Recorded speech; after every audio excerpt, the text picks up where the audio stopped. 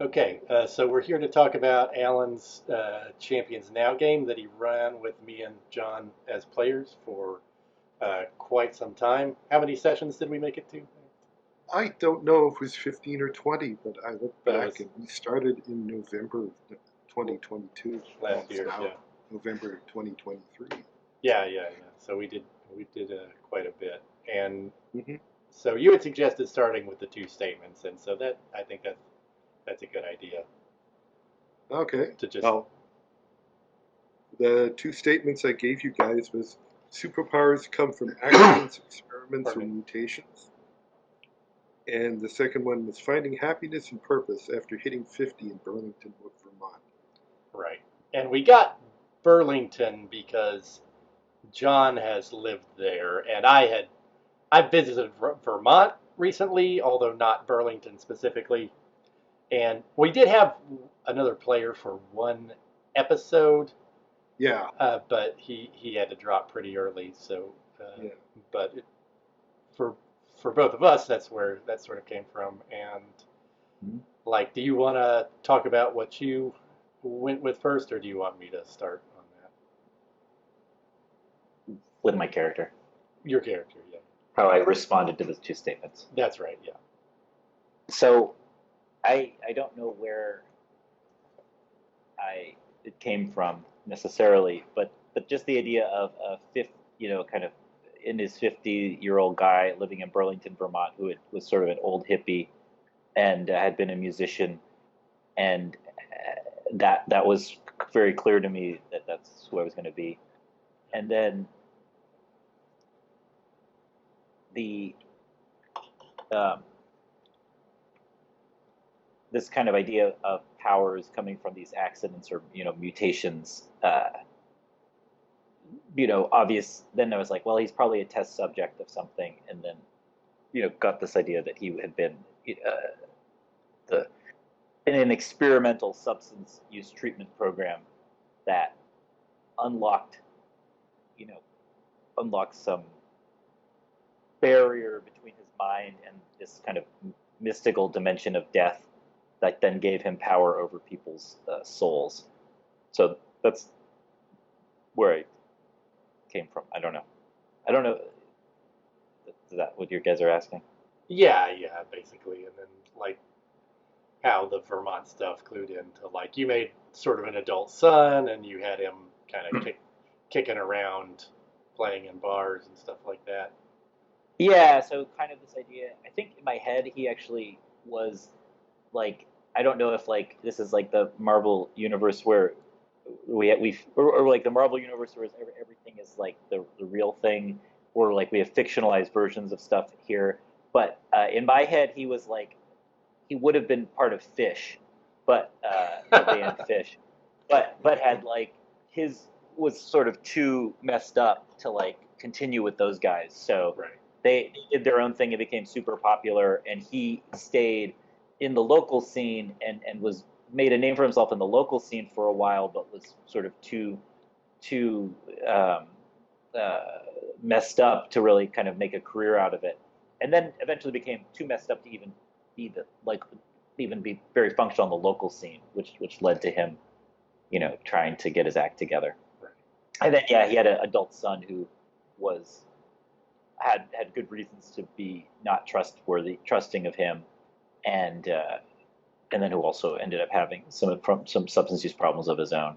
Right. So that was that was that dynamic. Now my guy, Joe now having the uh, maybe in a better place to be a father to his son, but the son having a good reason not to like trust him or really want Right. what he had to offer. But Right.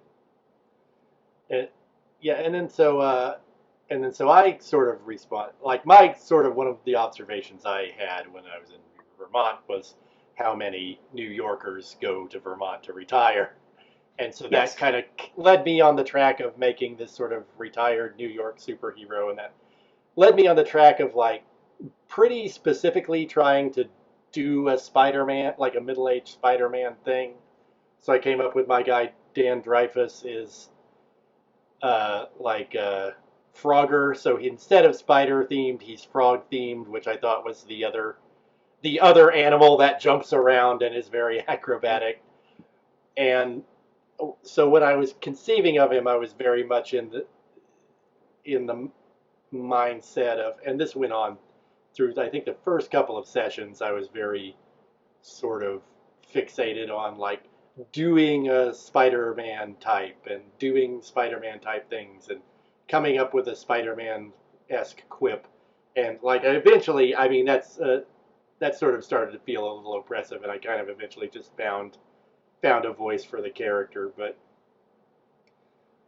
You still were able to come up with a few quips from time to time. yeah, I think I did. Yeah. Yeah, Which but is good. it was Would it be valuable for you guys to talk a bit about how you took that and made that into like situation? yeah, yeah, I think so. I mean, I can go ahead and start with that, which is Mhm. sort of let me, I'm trying to remember what my specific situations were. Well, so okay, so like the general person thing with Dan was like he was retired and he had a photography gallery. Again, that's from Peter Parker being a photographer, right? Hmm. Uh, Hmm. and but he had like he had like this independent source of income from like selling some technology he reverse engineered from one of his enemies. So I came up with that idea, and then I came up with the enemy, and I kind of didn't. I guess I deliberately chose not to go with like he's. Well, how did I think? I guess I didn't think. I guess I thought maybe the when I made up the crime zoo that it would be Uh-huh. his old enemies, but it turned out to be like a different group. That Yeah, you made those I guys. took it and I twisted it away Yeah, you from went a what you were different way. expecting. But I did Yeah, have an old enemy who had become a DNPC, uh, Doctor I thought that Crash. was so. Yeah, Yeah, yeah, yeah. And that the idea I was loved that having Dr. Crash. Go on. So, yeah, no, that's okay. But the idea that he was sort of like literally crashing at my place because I was sort of I sort of felt like I owed him, or he felt like I owed him because I had kind of used his technology to make my breakthrough. Like it was one of those things where like Dan Dreyfus Frogger made a gadget to counter his powers, and then I hmm sold the gadget. So, but it was based on his research. So there was a sort of like thing. That was how I kind of wanted to establish that was what kind of relationship it was. And like, so he was out of prison now and shows up and say, "Hey, I need a place to crash, and you kind of owe me." And then so I did that. I had Which is great. yeah, and I had the idea early on that he had an adult son, but my idea was that the son would be in New York still like as New Frogger doing his own thing, and so I was like, well, I don't think that I want that to be the DNPC. That's just something that's there, if you want to use it. But I wanted another DNPC, and I came up with the idea of Rebecca Mayer, the new girlfriend, who is like a professor at the college, and they're sort of just starting a relationship, and he hasn't told her anything about being this Frogger. I also thought about making the psychotherapist a DNPC, but decided not to. Which I don't. I think we used him a couple of times in session, and he sort of faded away. But I had quite a few ideas about what kind of characters would be in and around his life. I think I started out with an idea that there would be an intern at the gallery, and that kind of slipped away too. Um, well, for eh, a long time, you had a former supervillain living in your back. yeah, yeah, that's right. And then the hunted. So I made the crime zoo, uh, and then I made the Wendigo Society, which was this kind of in in my mind it was this sort of like white supremacist, like old money, old society group that had like appropriated these mystical powers that were vaguely Native American themed. This kind of comes from some of my own observations about like weird. Like I told you when I was trying to explain what I was thinking. Cthulhu, we talked about the Thule Society The Thule from Society, Nazi yeah, Germany. from Nazi Germany, but also like the fake Indian tribes in Arizona that like were high society social clubs where everyone like dressed up. Yeah, I mentioned that to you. I read about it in a book about Barry Goldwater, but just so I sort of took some of that stuff and threw it in there. That's where I was going with the Wendigo Society, and then you had sort of crossed it up with John's death stuff, and we sort of got to an interesting place with that during play. But maybe we can talk about that when we talk about play. John, did you have any other thoughts about running? What your situations were? The situations, yeah. So I had my DNPC, my son, who had the addiction problems of his own. I had I had two psychological situations, which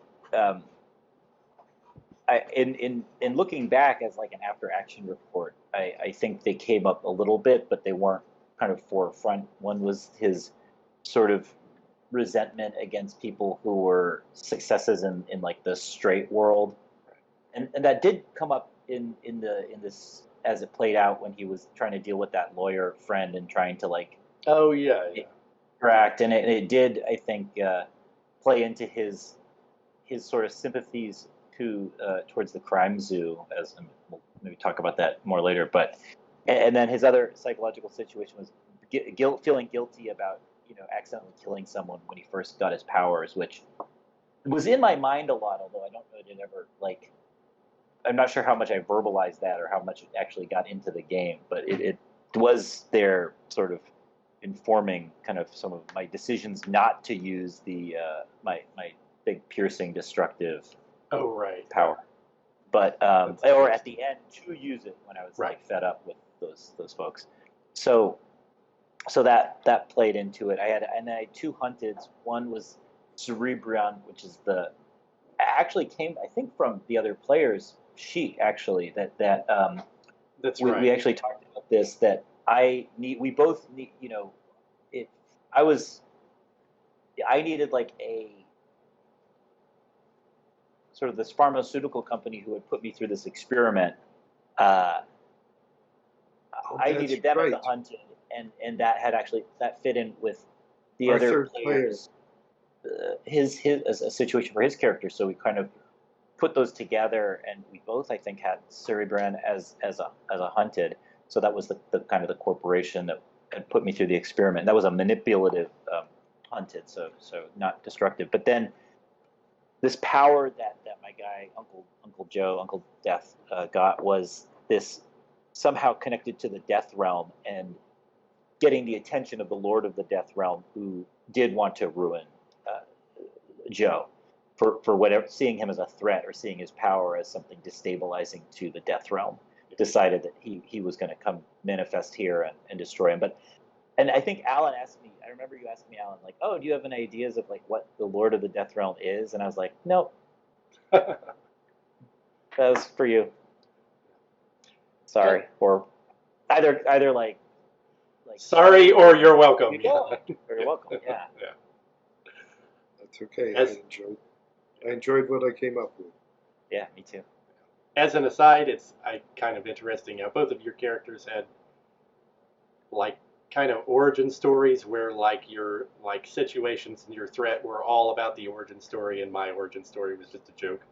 I don't know if you recall, but I said he got his powers by licking a toad on a dare at a college Yes. party, which was just like that didn't ever come up. He didn't have a dependence on toad licking or whatever. It was just one of those things where, but it's kind of, I think there's kind of like different choices you can make as to whether this is the kind of superhero where it's all about what happened to him to make him a superhero, or else like he just like there's a lot of old timey superheroes who are just like I could dress up in a cape and fight crime, and okay, let's do it.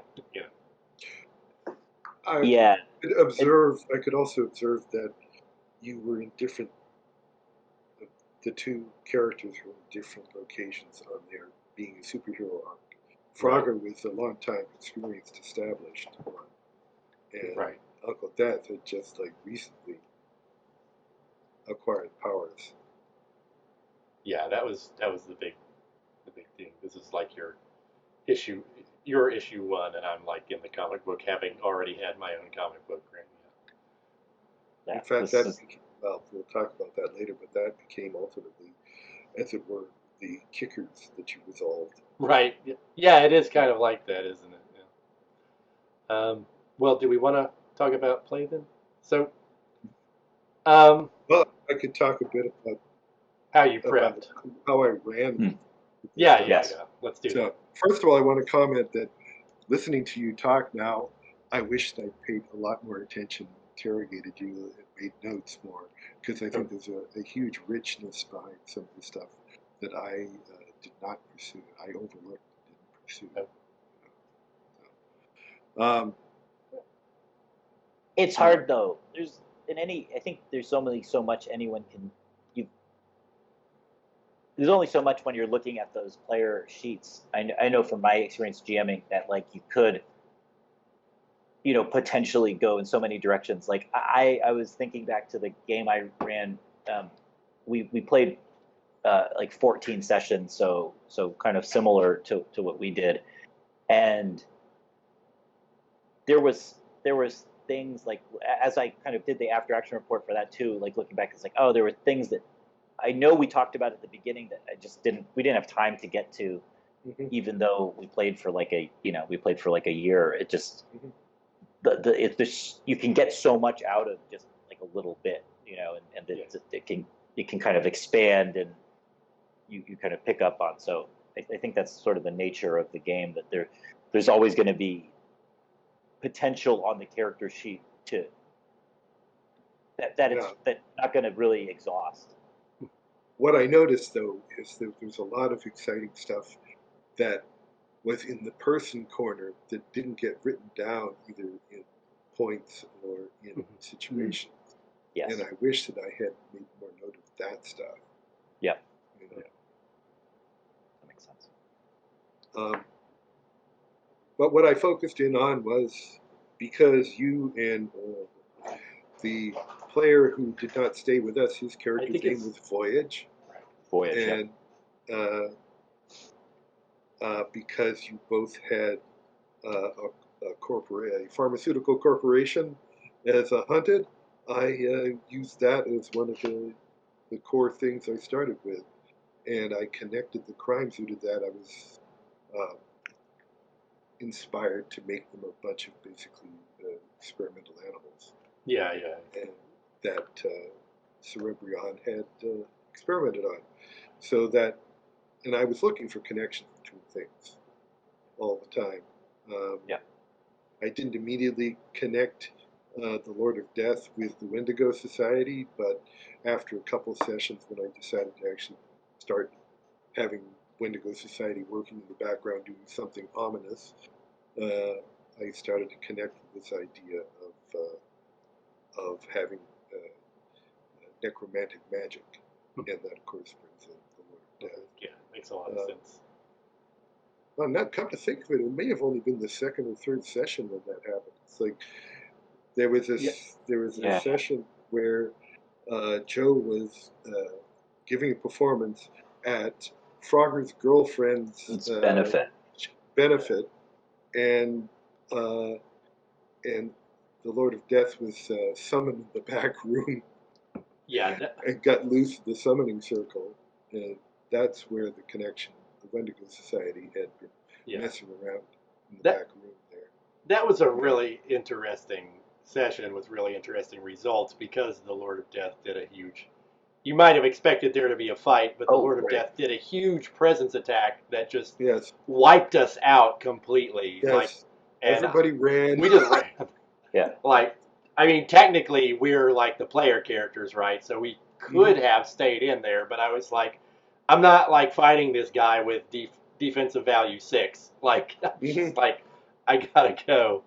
And then, so that actually became a big thing for me, because like the first session 1, we like stopped the crime zoo from stealing a truck or something like that. Yes, and they were attempting to take something from Cerebrion. Yeah. And so in terms of the way I was conceiving of my character, he was like, I'm back, I've still got it. And then like session 2, oh, this is a huge failure. Like maybe I don't still got it, I remember that. and so that became a big kind of thing of how I conceived of what Dan would be thinking of, how he would be thinking of his return and what it meant for his life. Right? Yeah. I worked. I kind of struggled to figure out what that was going to do with your girlfriend. Yeah, Yeah. I feel like I didn't like her her situation was like she was passionate about environmental conservatism or something. I just she was a little like she was there because I thought this is a kind of character who's supposed to be there, but I don't think I really gave a good like situational direction for her. So it was kind of in that sense, I feel like you might have been like a little at sea with what to do with her because there's not enough going on with the character in terms of what's on the sheet. So that was something that I felt like I could have done better. One of the links I had in the background was that she was environmental activist, and the benefit was for making a state park about a forest, like a preservation zone, and it never really showed up, but that preservation zone was exactly where you later found the Wendigo.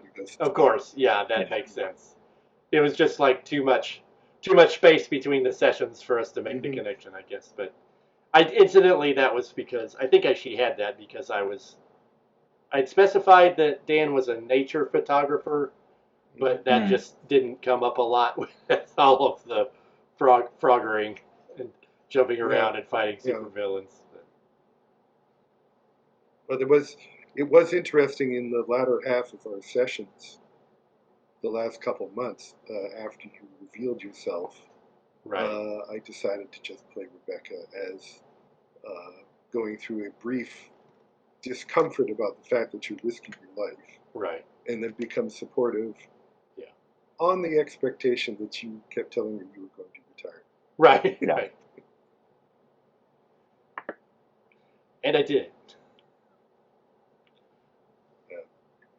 Well, so we had that early touching on the characters where Frogger's first going, oh, whoa, I'm back, I'm fighting these guys, and then it's Uncle Death walks in and like an 8-core presence attack or something, right, like that, and just cleared the room.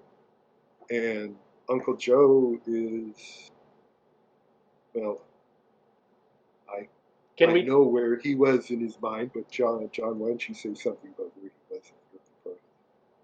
John, can you also explain your character's name? Oh, yeah, sorry about that. So his this is it's gonna sound stupid when I say it. So his gigging name, his like gigging name or his like performing name is his name's Joe Johnson, but his gigging name is just Uncle Joe, and he's known as because he's been around the Burlington music scene forever, so everyone's just like, oh, Uncle Joe. But because he has death powers, his superhero name is Uncle Death. But I described it, I think, as like, oh, that's what's on the comic book cover, like Uncle Death, but they never actually call him Uncle Death. Right. Like no one actually like in the comic world, like no one actually ever says that, but like that's just like because that's just the name of the comic. But it's like Doctor Who, I guess. Yes, yeah. Although I think at some point he, I think there's a transition happens where he's like embraces that, but that's down those later on. But at this, so at this point too, then that kind of gets to like where Joe is at the beginning, which is that we don't have. We didn't have any scene where he's like, oh, learning to use his powers or anything like that. He knows he can already do all this stuff. He thinks it's very strange, and but he's not a superhero at first in his conception. And I think we described a lot of his activity as being, his stealth skill as an example. Like when he's doing stealth, it's just sort of he happens to like not be seen, or like he's sort of nondescript, so people don't notice him. It isn't really intentional like, oh, he's sneaking around type stuff. and that was the beginning. So he helps out Frogger in the beginning, fighting the crime zoo, but it stays in the shadows and doesn't really, move forward, and doesn't, for at least the beginning, really sees himself sort of as caught up in this thing and not really an actor necessarily. Him feeling more passive and pushed around compared to Frogger, who he sees as like, oh, he's a hero, he's doing this stuff. And then I think that does shift as we went on, but at the beginning, that's where he's at. I remember quite a few sessions where Uncle Joe's kind of going from, I'm here, I can do something, okay, I'll do something about the situation, Yeah. to being very impressed with Frogger's experience, and Right. Yeah. and then towards the last couple sessions, he was having a more of an acceptance, like actually taking on like a super suit, Yeah. Yeah, and I can talk. So that's I'd like. I mean, that's maybe jumping ahead a little, but I think the top. I'll bring it up because you bring up the topic, and I think it is interesting, and I think it speaks to, I mean, one of my favorite moments in the game, which is that,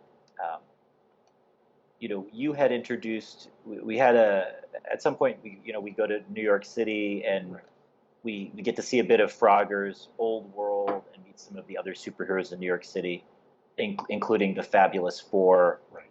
and their AI, robot like Herbie, servant Herbie. Yeah. It was great. And so Joe meets Herbie at that first visit, and then when he goes back again, we're just sort of. I'm not saying like, oh, you did it to kill time or something, Alan, but like you're like, oh, well, Herbie probably asks you like, how are you doing, or something like that. Yeah. And what's interesting to me is that I had no intention or thought about what I then said next before that moment. Like I hadn't planned it. I hadn't been like, oh, this is, I'm getting ready to play Champions with these guys, and this is the night that I'm going to do this thing. It was really, I had no idea of it. But then when you were like, oh, Herbie is going to ask you this question about like how you're doing, and I was like, oh, well, what would Joe say he's doing at this point? And I was like, actually, now at this point, he's been through all this stuff with Frogger. At this point, they've had some battles together. They've had some successes. He's helped Frogger, do some things in Frogger's life that were important, and has kind of carried him up pretty well. He's had other interactions with the people against him, obviously, and stuff that he wants to do. And he's like, Herbie, last time we talked, I didn't know what I was really doing, but now I'm a superhero. And he has Herbie make him a superhero costume. Yeah. And then it's sort of like, oh, and then I'm like, yeah, this is the point where he's like, yes, this is when he says like, yeah, I'm Uncle Death. I've got a superhero costume, and now I'm, I'm not just a innocent bystander sucked up in this. Like, this is who I am, and this is what I'm going to do. And I don't know that I would have gotten to that point I mean, I might have gotten to that point later on or in some other way, but I got to that point specifically because you had Herbie like ask me that question, which I think is just like one of the things I love about role-playing games, because it was serendipitous. It was. Yeah. I was completely just playing a chatty robot that's like the butler to super people. Yeah, that's what I mean. I mean, it wasn't. I think either one of us like was like, oh, let's have this big moment and have this big thing, but it turns into that, and that's what I love. That's what I love about role playing, and like what I think you get from this type of game where we do kind of have these moments and these scenes where we're talking and we're playing the characters, and we haven't sort of planned out like, okay, this is the scene where Uncle Joe has some revelation like ahead of time. Like we didn't know that was going to happen. It just comes out because we're playing our characters and open to bringing Herbie back in and having it would make sense. He'd ask what we were up to and like how we were doing. So yeah. Would it also be fair to say that without without the super battles you've gone through, without all the other stuff that had happened previously, there wouldn't have been the emotional interest in producing that moment. Right. Yes. Yeah. Because it was because it forced me to look back at like, okay, how would Joe answer that question now that he's been through all this stuff? Yeah. At the risk of inserting myself in, Well, I would point out that I had Frogger specifically kind of like, because we had this whole thing where like we found out like the Wendigo Society was looking for the key to the Death Realm, and we found out that you are the key to the Death Realm, and I think I had like while we were driving back to New York, like Frogger tell you, you know, like you kind of need to figure this stuff out. And we're gonna. Yes. Yeah. Yeah. So. That's true, and again, just observe it grew naturally from all the forces that were going back and forth, and shall we say, like the dice rolls that have produced certain combat results and outcomes, things like that. Yeah, very much so, especially like going back to that pivotal presence attack in the second episode, where that potentially just changed everything we were thinking about what we were going to do next, right? Like. Or how we're going to break this. And now that I think about it, there were a few times when you guys really got knocked around. Like, If I have this recollection that at least 50% of your battles were basically everybody's beaten up and they retreat. That did happen. That did happen a lot, and that's it. It's interesting. Is like I'm still reading a lot of old Marvel comics, and that is a frequent. Like mid comic book result, right? Like, everyone decides they've got to like the villain like decides he's got to get out of there, and the hero's like, oh, I can't chase him. I'm too beat up, and there was a lot of that's an outgrowth of the endurance rules, and particularly the pushing endurance rules. Yeah. Yeah, I did really enjoy. I enjoyed the fights a lot in this game, and I think a lot of it. Well, there are a lot of ways to enjoy it, but in particular, I was playing like a super physical character who was very basic. Like or you might say, really dealt with the fundamentals of the combat system a lot. Where like I move around, I hit people. Yeah. I try to dodge and move back to preserve Y endurance while they're wasting their endurance. And then like I go in like when I see my opportunity because I've got speed 4, so not relatively few characters are keeping up with me. And the ones that were keeping up with me were a real difficulty. But I felt like I got a lot of practice in just like using combat well, and it really felt rewarding to kind of feel like you're doing it like an experienced superhero would. Yeah, I am making these decisions. I am deciding to dodge when I should dodge and go in for the hit when I should go into the hit. And that's what that was a very exciting feeling, and it was very rewarding in this game in particular. Especially because of, like I said, playing a very physical get in and punch them character. Very cool. Yeah. From the supervillain standpoint, I often had the experience of like, how pissed off are they? Are they going to try to push something in order to achieve something? And when I did that, it often ended with them so exhausted. The one I remember was the first fight with Adrenaline, where like Uncle Death was like doing something with some guards, like there was a couple of different things going on.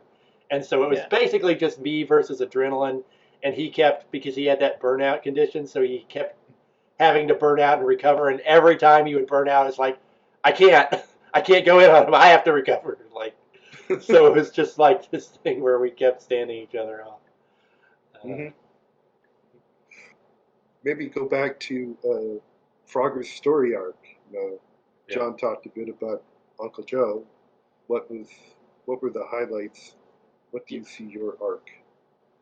So let me think about this for a second. So I remember after the after the Lord of Death thing, I think the next thing I did was kind of like I still wanted to snoop around at Cerebrion because that was sort of the inciting incident was the crime zoo like trying to steal this Cerebrion truck, and that kind of led us on the trail of, especially once I started communicating with Uncle Death, or Dan's started communicating with him.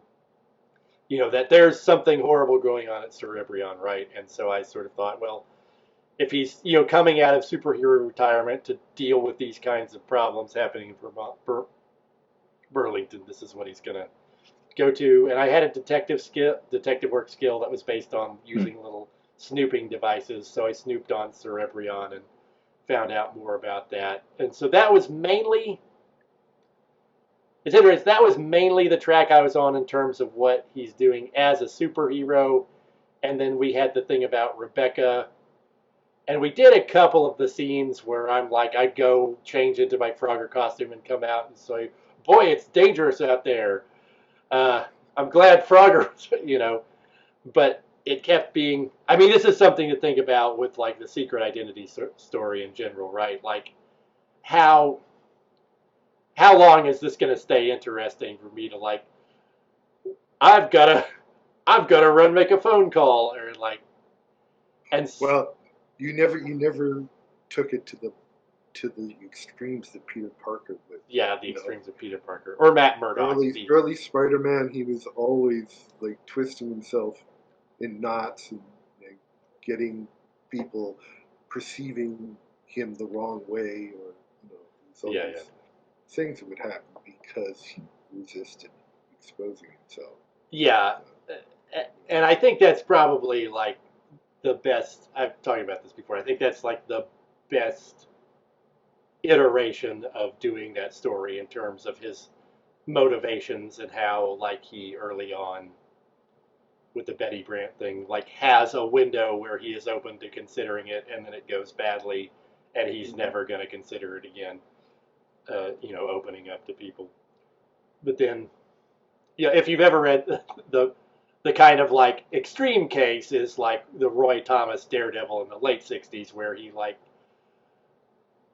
kills off like Matt Murdock and then pretends to be Matt Murdock's twin, or he pretends that his twin brother, Mike Murdock, was Daredevil and he's dead, but Matt Murdock, then he kills off himself, Matt Murdock, and pretends to be another guy who Matt Murdock trained to be Daredevil, and he's like wrecking all of his friends' lives with the heartbreak, where they're like, "Oh, we've lost so many people," and he's like, "Yeah, no, I just can't tell them." So that was sort of fresh in my mind when thinking about how ridiculous am I willing to get with this secret identity stuff. And I guess I thought like not that far. Certainly, I mean, I'm thinking about this guy, he's like 50 years old, and he's like, he's thinking, this relationship this is the one that he's going to have to ride into the sunset, or there's not going to be another chance, maybe. And so he reveals himself to Rebecca and hopes it works out. I did try to poke at your secret ID a few times. Yeah. Like the fact that Dr. Crash was a bit of a thrill seeker and a little impulsive. Right. And then also near the end, I brought in Rebecca's brother, who was an investigative journalist, tracking down, what's Frogger doing in Burlington? Right. Yeah. Right. And I did think that was an interesting idea. It just so happened that at the time he showed up, I was already kind of committed to going back to New York and then like wrapping up some threads. So he sort of showed up a little late to really get the juicy attention he maybe needed. But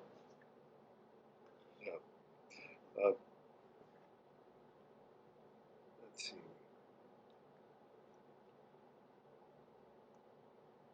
I did enjoy the New York trips. The idea that like, okay, we're based in Burlington, but this is the real world, and we can still drive around, and do things we need to do in other locations. I felt like that made it feel like the world was more expansive and more real. Oh yeah, that was good. Road trips. All I wanted to do was reproduce my experience of Marvel superheroes Yeah. in New York. Yeah, yeah, yeah. It's perfect. Yeah, no, it was fun. Anything else like that took Frogger? Anything that stands out as a personality moment for Frogger? Oh, well, the whole thing, the first trip to New York, actually, you had set up this whole thing where, like, we were going there because we had found this woman. It was sort of a homeless woman who had been experimented on by Cerebrion, and I was like, we need to go. I think I had sort of asked you, like, we sort of discussed, like, who I would know who could help with something like that, and I was like, well, we can go on a road trip to New York and, like, get this woman help, and we did that. And while we were doing that, you set up this whole little thing where Dan's son, the new Frogger, was kidnapped by one of Dan's old rivals, and that was actually very. And he was making us chase him around in the city in some sort of, sicko Joker game, find the clues game or whatever. And there were a couple of like booby traps. Yeah. Locations. Yeah. And that was actually to me, that was very visceral, both because of the results of, like, doing the traps were actually very dangerous, and because it was like, it was pretty hard hitting in terms of, like, oh, this is all happening because I came back out. It's like, I came back out of retirement, and now these fucking creepos with their bird costumes are gonna, like, crawl out of the woodwork and mess with my family. And it's like, so I think that was a big challenge to, the character to, like, really make a decision and, decide, like, no, this has to, like, I've got to be done with this after, but I was still committed. So that was about the time I started saying, we're going to finish the Cerebrion job, and then I'm out. And then the Wendigo stuff happened, so we had to go on a side trip to do that. But then we got back on the Cerebrion thing. But yeah, so that was a huge deal, and it was fun to interact with those characters, which were, again, like you said, they were in the people end of the person end of the triangle, but they weren't necessarily on the character sheet. On the back end, like, I'm very impressed how, I mean, we can't really detail just how well this ended up looking like a story in retrospect. Right. For our audience here today, but I'm just really impressed by how it all came together. And from the back end, I think one of the things that's really successful is all the crossover stuff that I did. So, let's see,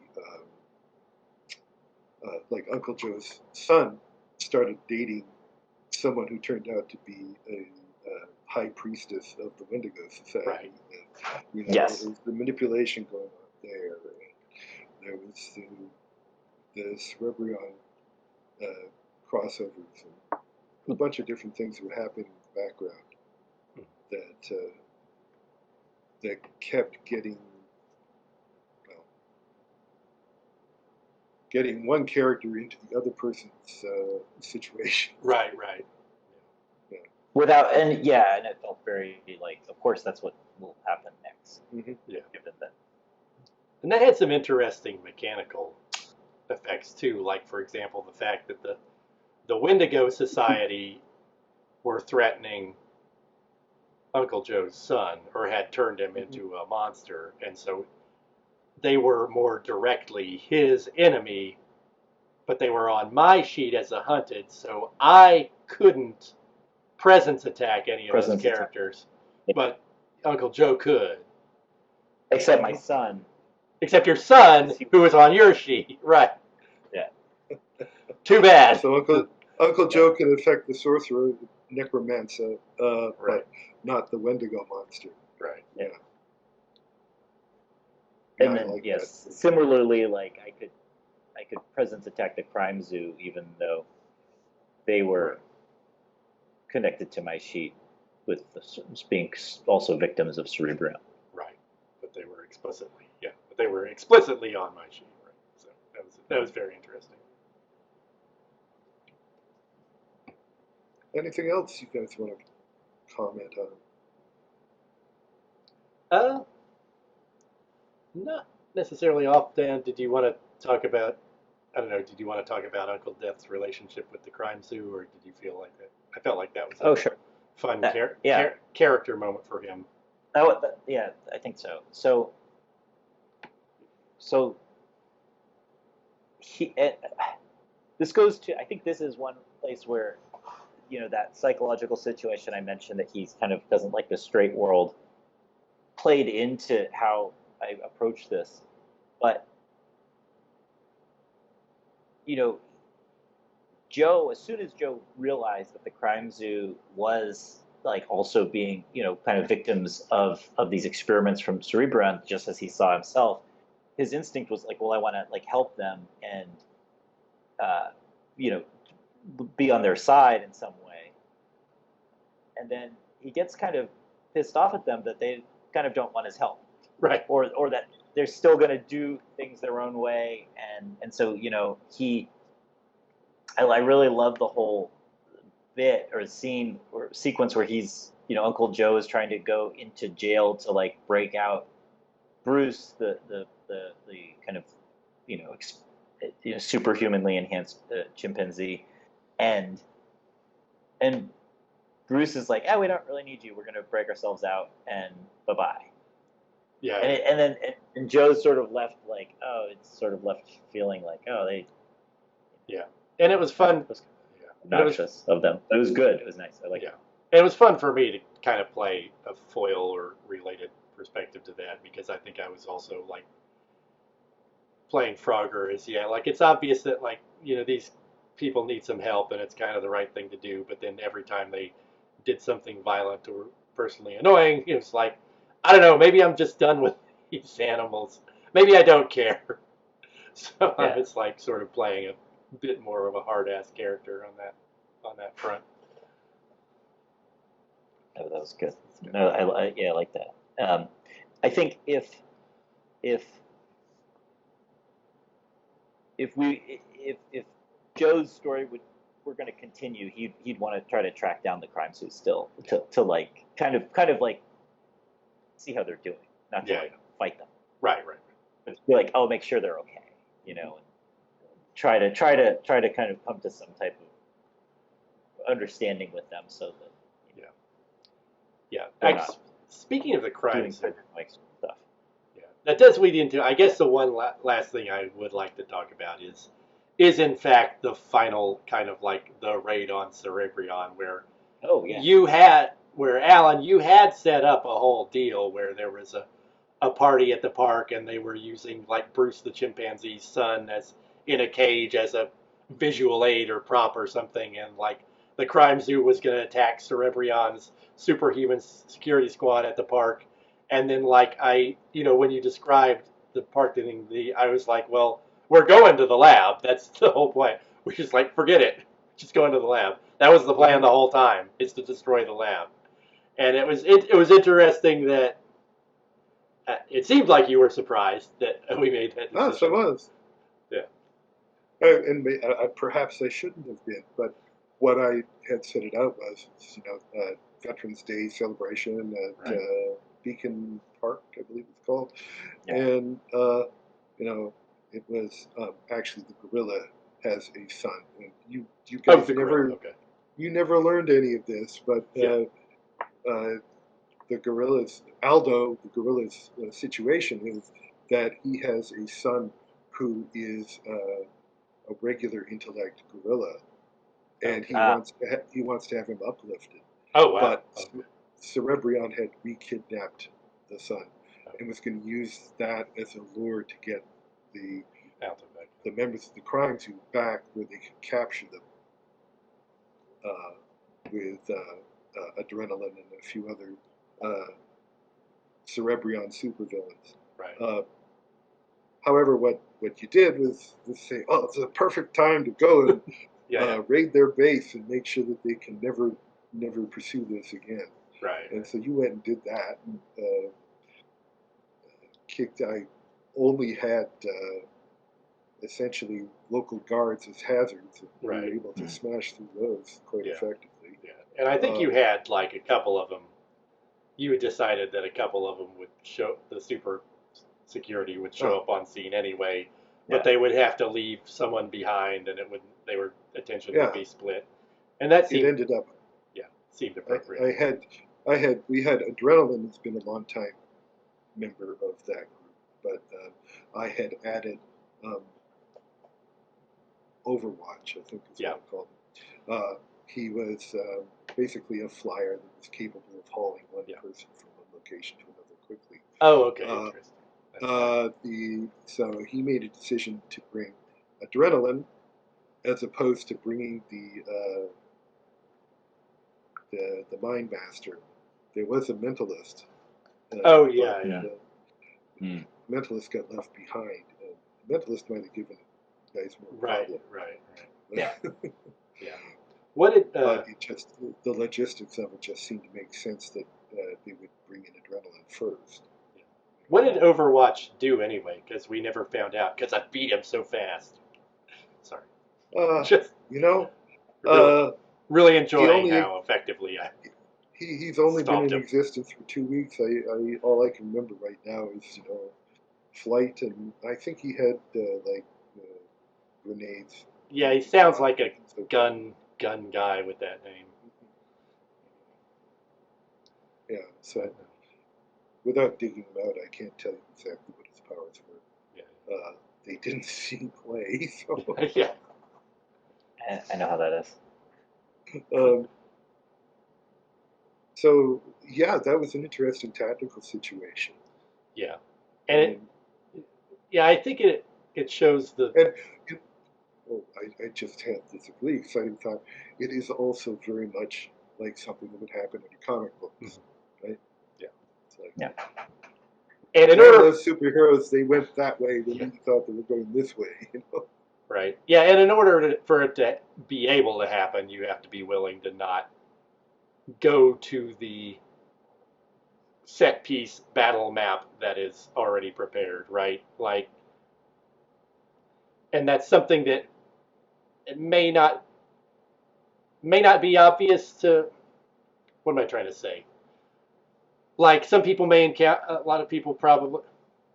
I'm all right. I'm just making up maybe put in, imaginary straw man, but go ahead. No, put well, I wonder if what you're trying to get at is that there is, in some kind of play situations, if it seems like one person, like the game master, has prepared a set piece, the social obligation is for you to put your character towards that set piece. Right. Yeah. That's And what. you need to, that this game, in particular, work, works fine if you don't, and Right. like really only will shine if you don't. Right.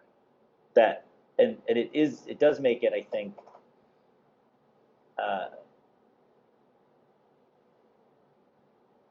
I think what makes it not so bad to prep or run as a game master in that sense is that because everything is happening like in the real world in sort of very realistic locations, it's quite easy to just kind of come up with, okay, so this is what a office park looks like, and these are the things at an office park, and you don't need to have you can run very you can go very quickly just based on like, okay, what do we know about what an office park looks like, Yeah. and what that terrain would look like and the tactics around it. So you still have this kind of rich tactical environment that you can come up with pretty easily, and that may not be the case if you're in some of these more kind of fantastical games where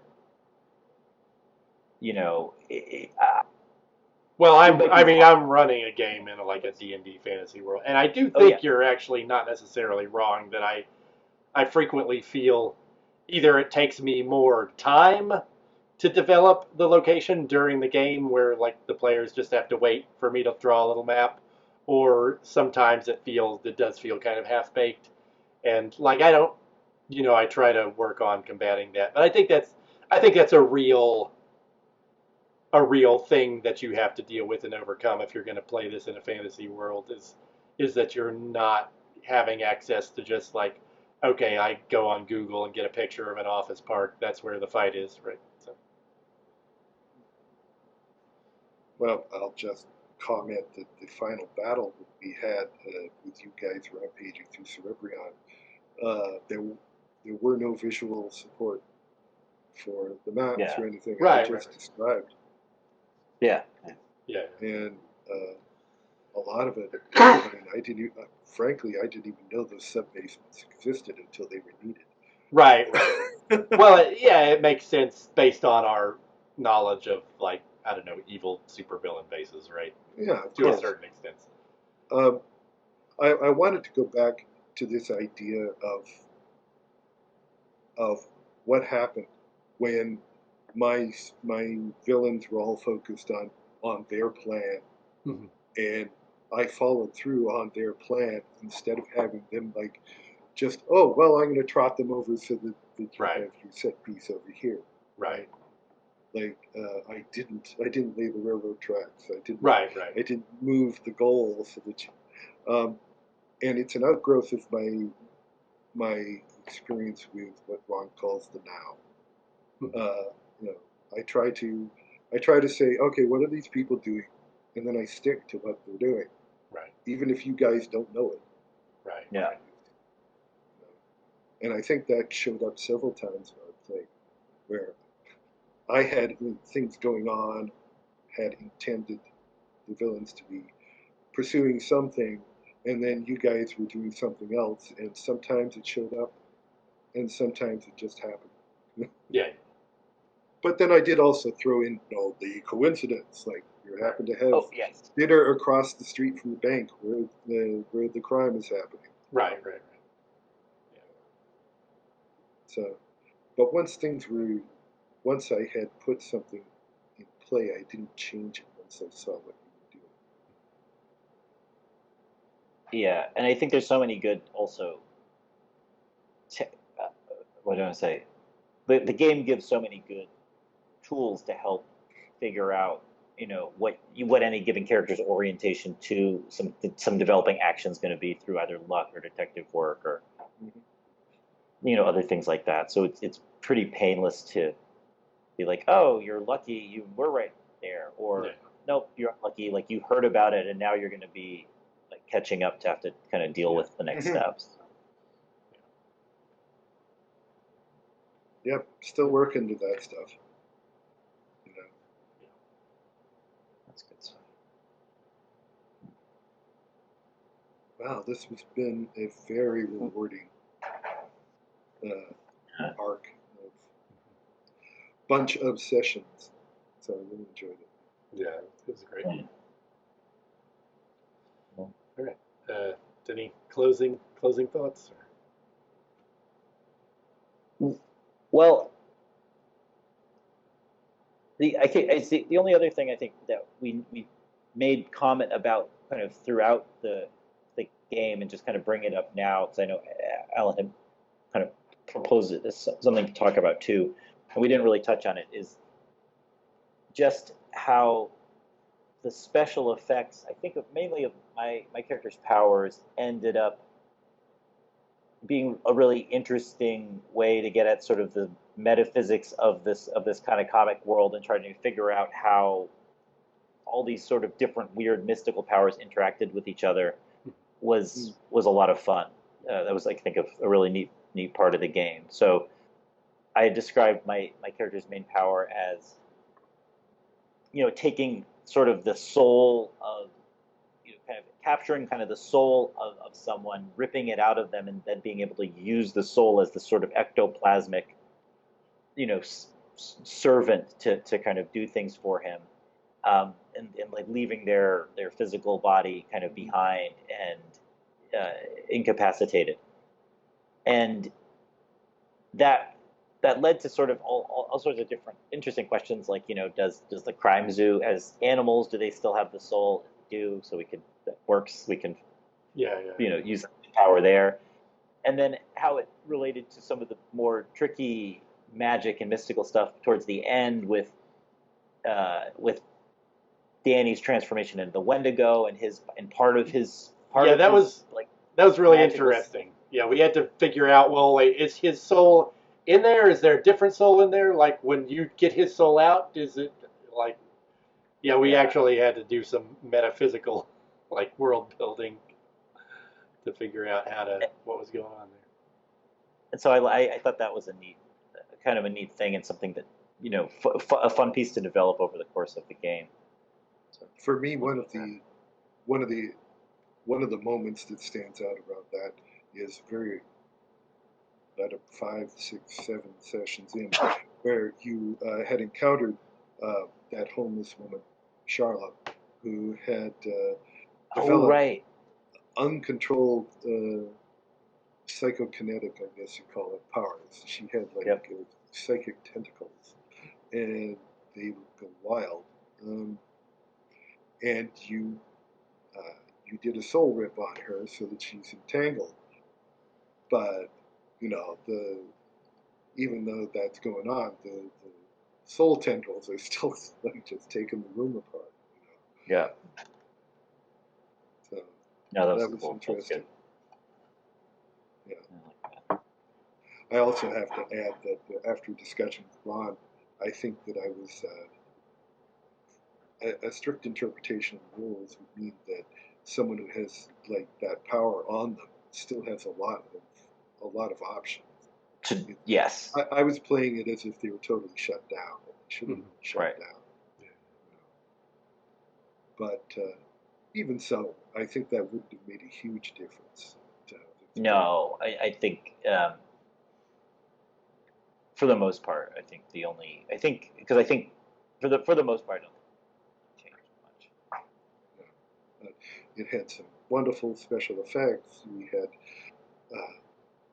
You didn't really exploit it very often for presence attacks, but it was probably worth more dice than just your ordinary smash the wall demonstration would have been.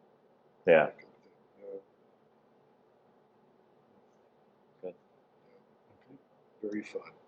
I have one final thought, which is to remind everyone that if you have to fight a bunch of guards, you can push your strength for area effect. Oh yes. I found that out in literally the last or I realized that in the last session of the game, and I wish I had been using it like the whole time. Mm-hmm. It does cost endurance, though. Yeah, it does, but pretty worth it in those circumstances. Oh yeah. That's. Well, we can go on a whole bit about how hazards can cause you an awful lot of damage if you're not paying attention. Yeah. That's very another effective. conversation. You've got to deal with them. Yeah. All right. But, okay. Okay. Well, shall we shut off the video? Good. Yeah. Great talk, and everyone play Champions now.